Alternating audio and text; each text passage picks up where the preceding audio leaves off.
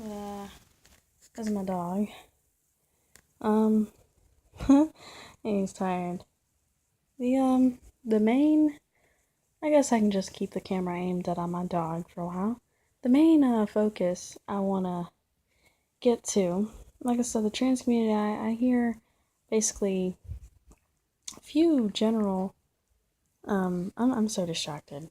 All right, in the trans community, I hear a few general things about sex. Like I said, before my other video, that's titled "Trans Guys Gotta Step Up, with Sex" or something like that. Basically, um, yeah, step up to the plate, trans guys. Something like that. I think I named it about how trans guys really don't say enough when it comes to talking about sex. Um, maybe like they talk about. I just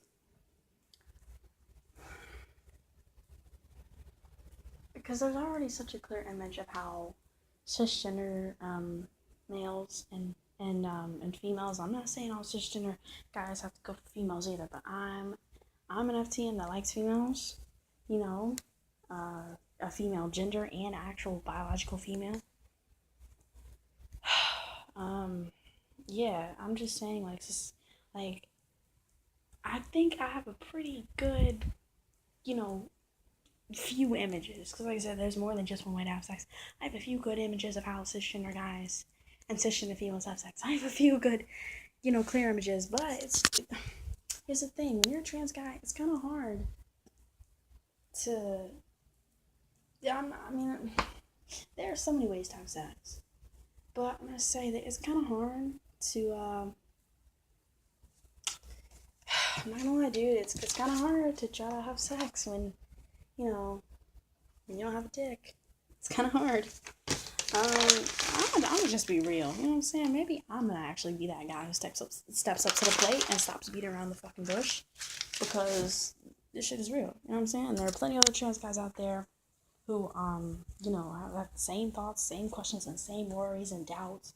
You know what I'm saying? Like bedroom phobia already exists. Like in whatever community, whether it's black community or the little people community, I think that exists.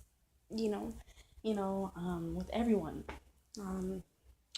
people with IQs of like 100 and 20. You know what I'm saying? Like bedroom dysphoria exists. Everyone's worried. Oh, how was I? How am I at this or at that? You know what I'm saying?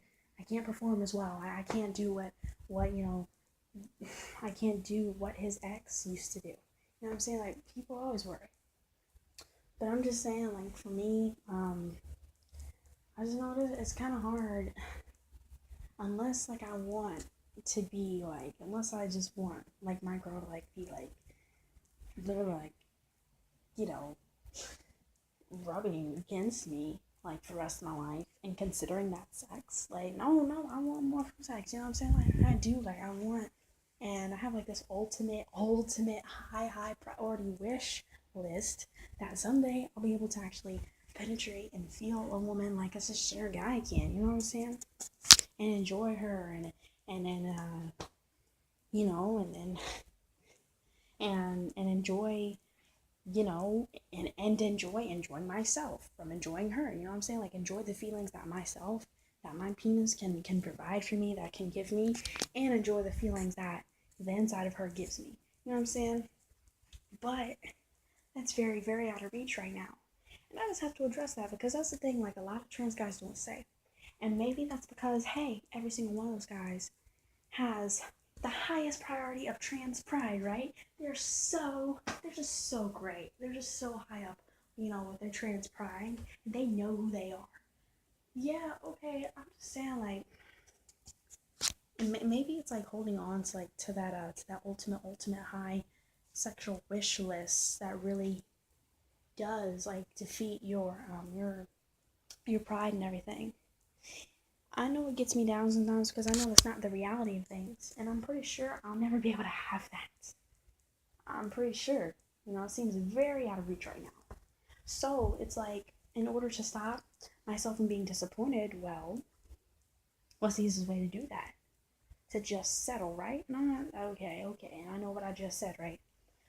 it seems like I basically just said that most trans guys who want to act like they're so comfortable with the way that they have sex, but they're basically just settling, and they're just admitting to themselves, well, to the world, and it really means that a long time ago they admitted to themselves that they're never going to be able to have, the highest expectations, so they had to settle. It may seem like I'm saying that. Well, I'm going to say that, well, like I said, so many people have their ways of being comfortable with having sex, and certain types of, sex that they have, different ways of having sex and everything, and obviously with who they have sex with. Yeah, alright, so for those, I'm gonna say, I guess that is basically what I wanted to say. I can't settle for that. And other trans guys, they may not see it as themselves settling, because, everyone desires different things, you know what I'm saying? Like,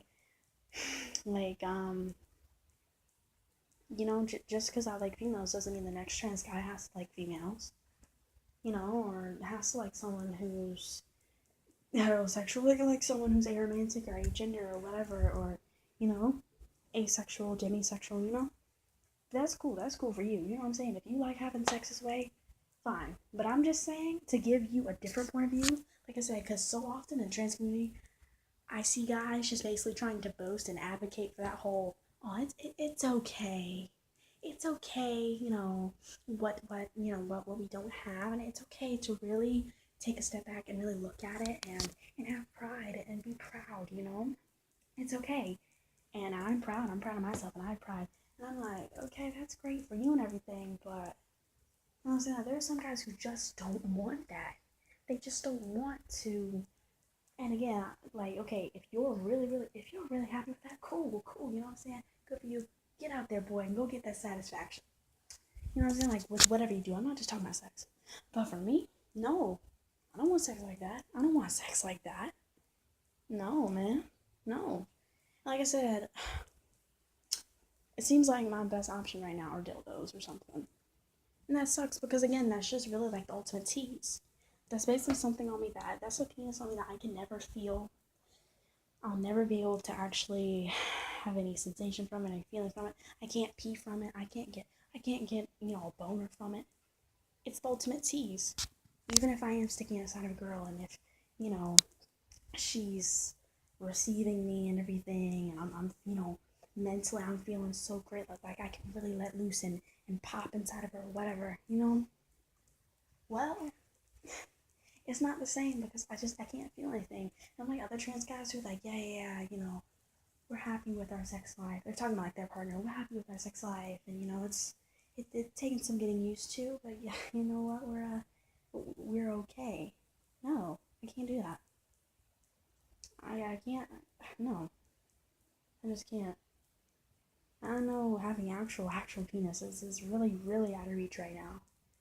And unless I want to wait like, you know, shoot, unless I want to wait like fucking 30, 40 years for someone to actually put money into developing something like that.